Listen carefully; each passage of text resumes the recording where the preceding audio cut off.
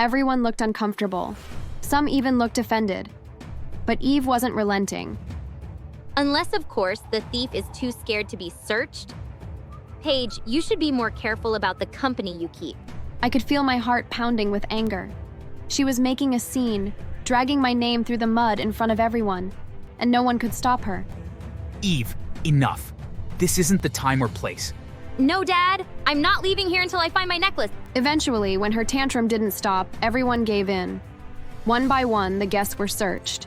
People muttered under their breath, frustration clear on their faces. And yet, the necklace was nowhere to be found. Eve's face twisted in frustration.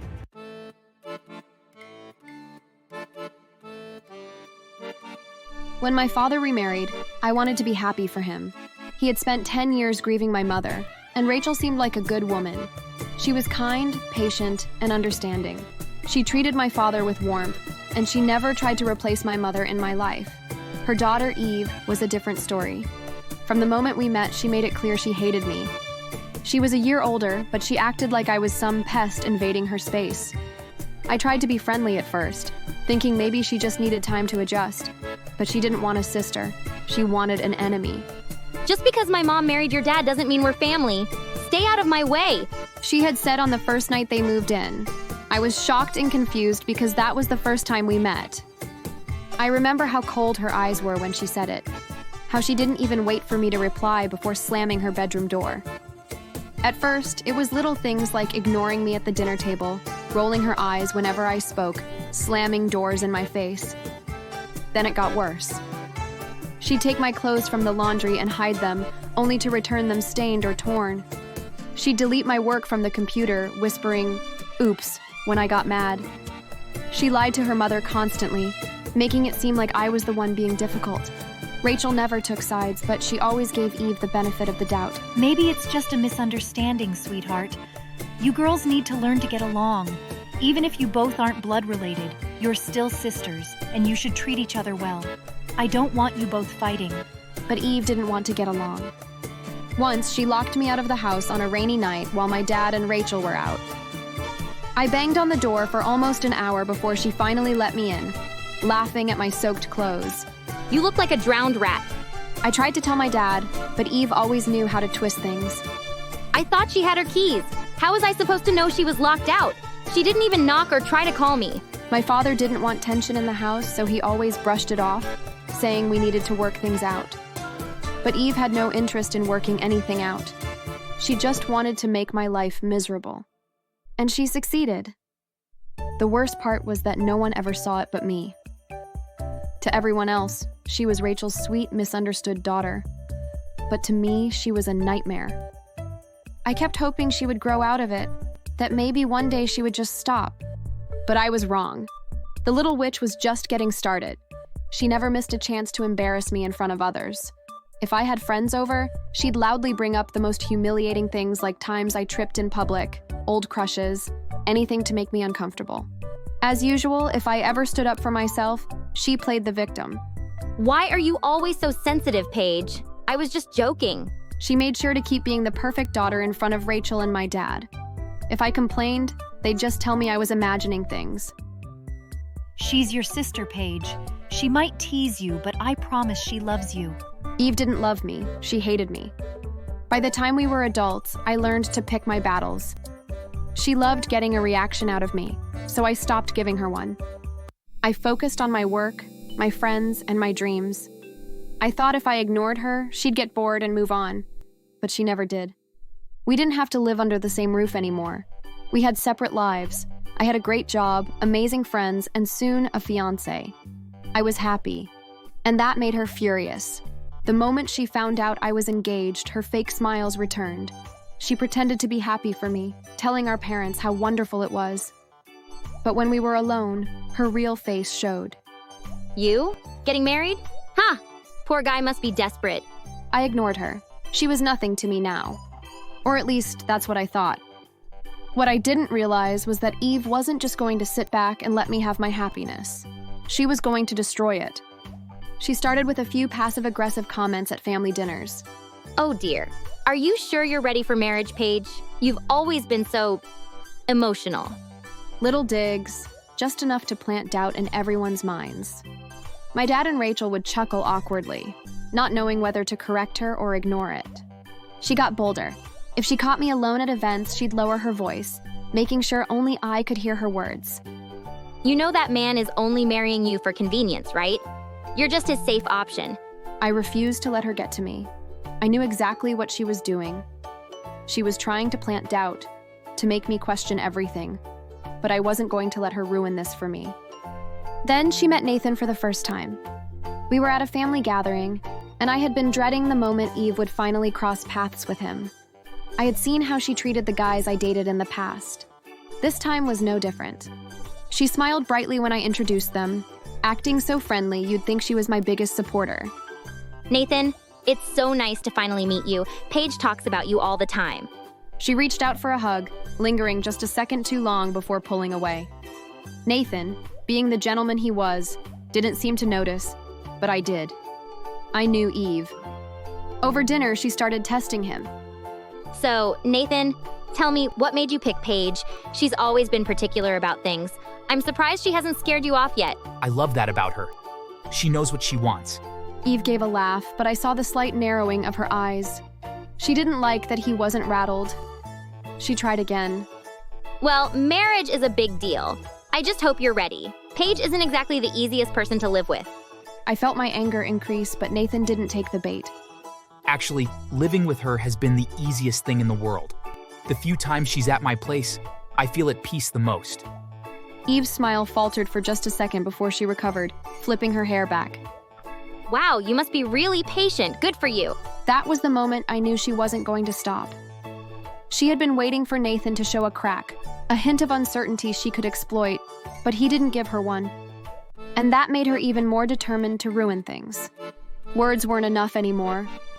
She wanted to humiliate me. And she picked the perfect moment, my engagement party. Everything was perfect that day. The decoration was beautiful, everywhere was bright, and the music was perfect. I stood beside Nathan, ready to give our speech, and then Eve screamed. The room immediately fell silent, all eyes snapping to where she stood near the entrance, her hands clutching her chest as if she were about to collapse. Her face twisted in horror, and then, to my complete shock, she burst into tears. Oh my God, my necklace, my expensive necklace, it's gone. Rachel and my father rushed to her side, both of them looking so concerned. Eve, sweetheart, calm down. What happened? Are you sure you didn't misplace it? Misplace it?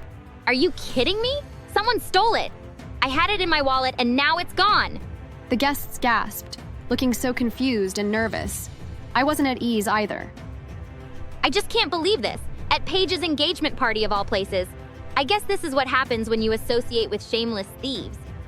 My stomach dropped. I clenched my fists, heat rushing to my face. She was doing this on purpose, trying to embarrass me in front of everyone. Eve, let's not jump to conclusions. Maybe someone saw something. Oh, I don't need to jump to conclusions. We need to search everyone, right now. Everyone looked uncomfortable. Some even looked offended. But Eve wasn't relenting. Unless, of course, the thief is too scared to be searched. Paige, you should be more careful about the company you keep. I could feel my heart pounding with anger. She was making a scene, dragging my name through the mud in front of everyone, and no one could stop her. Eve, enough. This isn't the time or place. No, Dad, I'm not leaving here until I find my necklace. Eventually, when her tantrum didn't stop, everyone gave in. One by one, the guests were searched. People muttered under their breath, frustration clear on their faces. And yet, the necklace was nowhere to be found. Eve's face twisted in frustration. Fine, then I'm leaving. I refuse to stay at an event where I'm disrespected like this. She turned to storm off, but I wasn't about to let her get away with this. Not this time. Wait right there. Eve froze, her shoulders stiffening. I walked up to her, keeping my expression calm even though my blood was boiling. Then, in one swift motion, I reached for her purse. Eve's eyes widened. Paige, what are you doing? Ignoring her, I unzipped the purse and turned it upside down. And there, in front of everyone, out fell her precious necklace. The room went dead silent. Eve's face was drained of color. Eve? What is the meaning of this? Eve opened her mouth, but nothing came out. Panic flashed in her eyes. She looked around as if searching for an escape. But I stepped forward and without hesitation, I slapped her hard on her face. Eve screamed and stumbled back, holding her cheek. "How dare you? How dare you try to humiliate me on my own engagement day?" Eve's mouth trembled, but she had no excuse, no defense. She had been caught. Then suddenly a pretty girl stepped forward and revealed something shocking. Apparently Eve had hired her to sabotage the engagement by pretending to be Nathan's ex. She even had photoshopped pictures of herself with Nathan. I was stunned. She only confessed after realizing that Eve was a horrible person and that she couldn't go through with the plan. Apologizing sincerely, she turned and left. Rachel's expression was one of complete disappointment. My father shook his head. You planted it, didn't you? You lied. You humiliated Paige in front of all these people. No, I don't. Enough, Eve. Enough lies. I'm so disappointed and embarrassed. How could you do this? I told them about how she's been acting toward me since the first day she met me. How she's always instigated things and made me a bad person. Nathan also told them how she continuously tried to make him have second thoughts about our relationship. Rachel and my dad were shocked to their bones. You know what? I'm done making excuses for you. So am I. You are not my daughter, and I want nothing to do with you anymore. If you could try to ruin Paige's life, I wonder what you'll do to us. Dad, Paige is the evil one. Don't believe her.